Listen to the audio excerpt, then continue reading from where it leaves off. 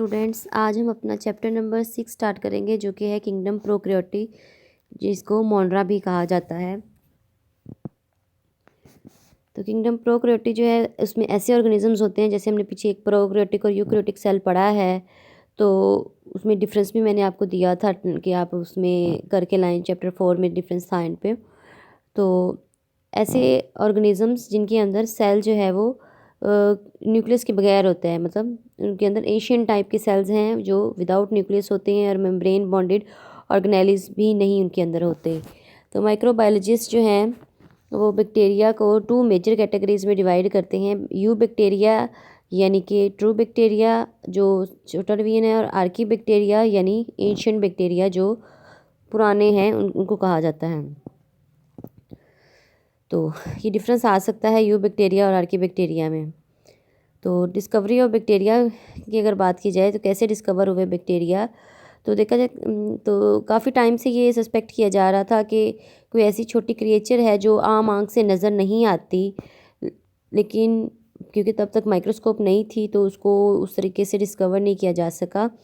तो जैसे ही microscope discover हुई तो उसके बाद जो है वो बैक्टीरिया की डिस्कवरी की तरफ भी बड़ी एडवांसमेंट होने लग गई। एंटोनी वैन लियोन हुक ने फर्स्टली जो है वो माइक्रोब्स को, बैक्टीरिया और प्रोटोजोआ को रिपोर्ट किया था 1673 में। उसने सिंपल माइक्रोस्कोप को यूज़ करते हुए बैक्टीरिया और प्रोटोजोआ को की एक्चुअल ड्राइंग्स और डिस्क्रिप्शंस जो हैं वो प्रोवाइड की थी।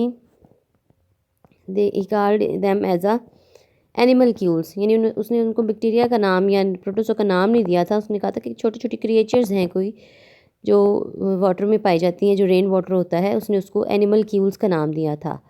और बाद में उसने ये चीज़ सलाइवा, विनेगर इन्फ्यूजन्स वगैरह में भी देखी। The progress in understanding the nature and importance of these tiny organism has been slow. The existence of microbes was further confirmed by Louis Pasteur's work. Pasteur went on making many vaccines. Pasteur ने vaccines बनाई थी एंथ्रॉक्स, fall, cholera, rabies वगैरह में। He also made significant contribution in the development of pasteurization process and development of fermentation industries. उसने ये prove किया था कि माइक्रो ऑर्गेनिज्म जो हैं, किसी डिजीज़ के पीछे जो है वो कोई ना कोई माइक्रो ऑर्गेनिज्म जो है इन्वॉल्व होता है।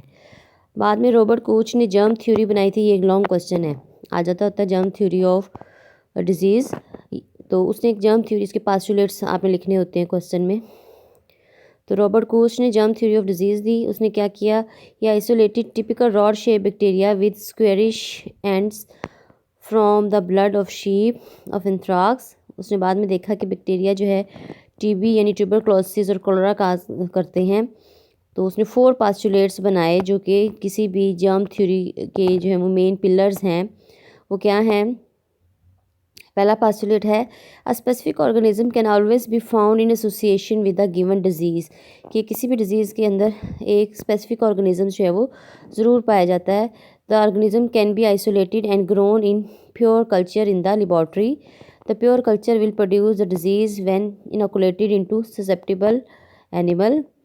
थर्ड है, यानी कि किसी भी डिज़ीज़ के साथ एक ऑर्गेनिज़म एसोसिएटेड होता है और उस ऑर्गेनिज़म को हम अलग कर सकते हैं, लैब में उसको ग्रो करवा सकते हैं, और फिर जब उस जो हमने अलग किया है कल्चर ग्रो करवाया है, उसको जब किसी ऑर्गेनिज़म के अंदर इंसर्ट कराएंगे तो उसके अंदर भी वो डिज़ीज़ आ सकती है, और फिर दोबारा उस ऑर्गेनिज़म से भी उसको रिकवर किया जा सकता है। तो ये 4 मेन पास्टुलेट्स थे इसकी थ्योरी के।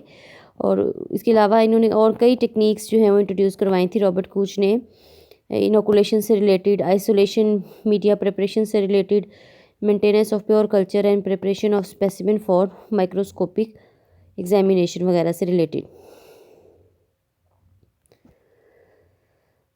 नेक्स्ट है